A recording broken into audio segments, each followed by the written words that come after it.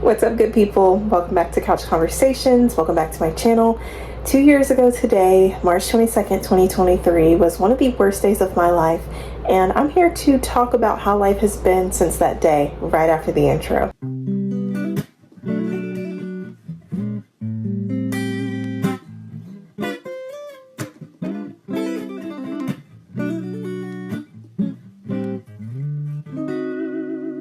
So today marks 2 years since my PopPop went to heaven.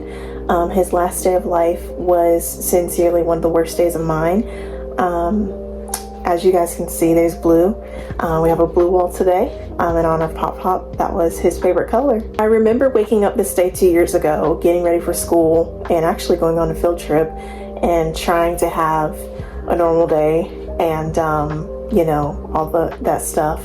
But instead, I woke up to my mom coming home from PopPop's house by herself, and she had left Dad there, and I remember her having to tell me what happened, and with tears in her eyes, she hesitantly said words that I'll never ever forget, which was, "PopPop's gone." I can most definitely say that since that moment, my life has never been the same.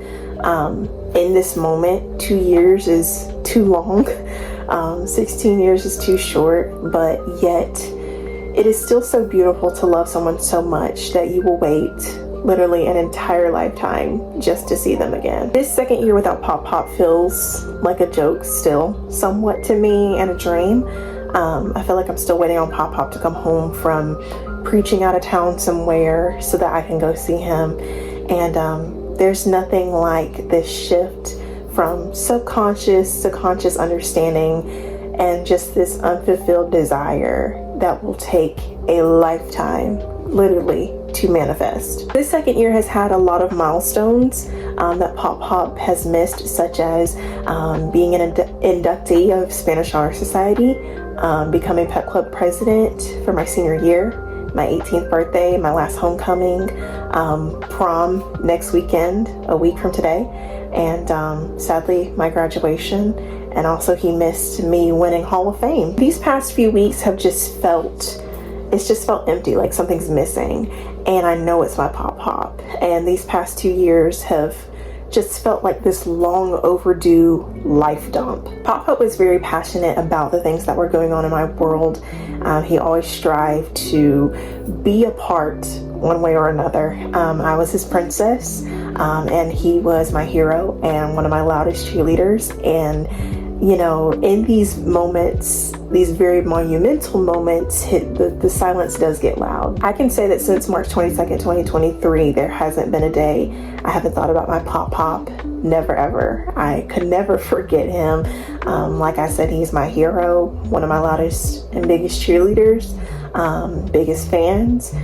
He is the one who taught me to write checks and write in cursive. And now, being in the adult years of my life, I see how that cursive is definitely coming in handy, and I'm signing all of this stuff and all the stuff that he left behind and all of my inherited possessions and this and that, which is a full circle moment and proof that my PopPop really had the future in mind for us and our family and took the best care of us. Like, he's in heaven, but he is like literally still taking care of us as we speak. Like, I always knew my PopPop loved me. That was never down in my mind, but I didn't know how much until I saw what was left and what was given to me. It's the little things that I miss that are just so big to me, like holding his hand and watching TV with him in bed, especially football during NFL season. Of course, hearing his voice, decorating the house for holidays, especially Christmas, buying him his favorite chocolate for Father's Day, and making him this German chocolate cake that I would make for him every single year for his birthday. Just so many other things that I just miss. PopPop literally has missed the biggest years of my life coming into adulthood. Everything that he put in the atmosphere to happen my senior year has manifested. This year I was on homecoming court, Pep Club president, and won Hall of Fame. I found out that I won Hall of Fame actually last month, a couple weeks ago, and the first thing that came to me was just wanting to call PopPop and like tell him that I won, and of course tell my parents, but they had already known. But yeah, it was just exciting but also emotional, because it's like that's the only bad part about it. I miss being a granddaughter. Just that role, it's very weird. I still am a granddaughter and will always be, but it's different when it's life after loss. When it comes to losing PopPop, I don't say losing him or loss as I am hopeless. I lost my PopPop in the sense of it's something that can never be replaced on earth, but I didn't lose PopPop in the sense that I will see him again and he's in heaven. There are still days, even today, where I struggle with the current reality of a past event. I still have questions. I don't think I ever told you guys this, but I don't even know like the exact time PopPop actually passed away. The doctors gave us so many possible scenarios that could happen to PopPop, and how he could die and all of this stuff, and it became a lot to think about and even process. It was very scary. The last couple of months leading up to the day he passed away was filled with anxiety, especially for me, and living each day just not knowing how much more time we had or if it was it. And so we had multiple things that could play out. One, sudden death. Two, just sleep away and never come back. Number three, heart attack. And number four, stroke. So all these possible concerns and scenarios were just spiraling. So the first person in our family that found out was actually my mom.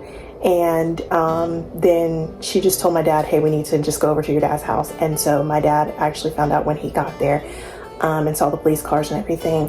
And I found out, of course, when mom came home and told me. Even though my parents told me that his face was very peaceful, it is somewhat consoling, but still there is that time where I think about, what happened and what time and just the little details. Because with Meemaw, everything was so definite and so concrete and clear. Like, we knew what time she passed away. Like, we weren't left clueless. And we knew her last words, we knew what she was thinking, and she slept away basically. But with PopPop, that wasn't the case. And sometimes I do wonder like what he was thinking about before he went to heaven, or what he said, to himself, because he was the only person in the room. And just not knowing has always been hard, just because there's no concrete answer. And there's a specific reason why there's not an answer, which makes me upset. So we're not gonna go there. But that's something that has stuck with me the past 730 days. I am thankful for all of the love and support that has been shown towards me since PopPop has passed away, but more specifically the people who were by my side even before PopPop passed away, and stayed even when he did, and the funeral and the burial and all the way up until this point. It has been amazing. I specifically appreciate the people who personally come and came up to me to just ask me personally, how am I doing? Because it's one thing to go through my parents and ask them, but there's things that I don't talk about with my parents about this journey of life after loss that wouldn't necessarily relate to them, because it's a different relationship. And so there's things I've told my best friends, and so it's a different vibe there. And so being able for people to be able to personally come up to me and ask from my perspective and my point of view has been amazing. I will say that life after loss changes you in ways that you could never imagine. So I'll never be the same version of myself, but I'm grateful for the people that accept the changing versions of me when it occurs and it happens. But anyways, it has been the longest 2 years of my life. That's it, that's all. I had the best PopPop in the world, and honoring his legacy will always be a part of my endeavors until the day that I see him again. 2 years down and a lifetime to go. Thank you guys for watching this very sentimental, special Couch Conversations episode. I love y'all. Have a great weekend.